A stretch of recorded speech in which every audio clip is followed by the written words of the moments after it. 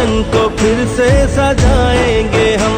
तुमने जब भी पुकारा हमें ऐ वतन, तेरे गुलशन को फिर से सजाएंगे हम। तेरी तारीकियों में उजाले भरे, तेरी महरूमियों को मिटा कर चले।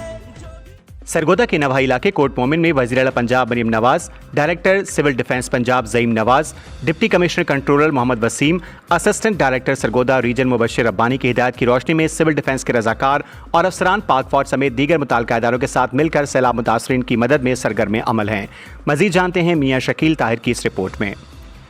इलाके में हालिया बारिशों और सैलाबी रेलों के बायस मुतअद्दिद ज़िहाद ज़ेरे आब आ गए हैं, जिसके नतीजे में लोगों को शदीद मुश्किलात का सामना है। जिसने एक इंसान की जान बचाई उसने पूरी इंसानियत की जान बचाई का अमली मुजाहरा करते हुए सिविल डिफेंस के जवान कश्तियों और रेस्क्यू आलात की मदद से मुतासरा देहात में फंसे हुए अफराद को महफूज मकामात पर मुंतकिल कर रहे हैं, जबकि पाक फौज के एहलकार भी रिलीफ ऑपरेशन में भरपूर किरदार अदा कर रहे हैं।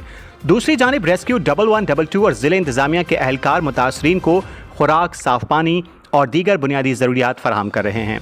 मकामी लोगों ने सिविल डिफेंस, पाक फौज और रेस्क्यू इदारों की काविशों को सराहते हुए कहा कि इन मुश्किल लम्हात में इन इदारों ने हकीकी मायनों में अवामी खिदमत का सबूत दिया है। रज़ाकारों का कहना है कि सैलाब ज़दा भाइयों की मदद के लिए दिन रात काम जारी रहेगा और किसी को भी तन्हा नहीं छोड़ा जाएगा।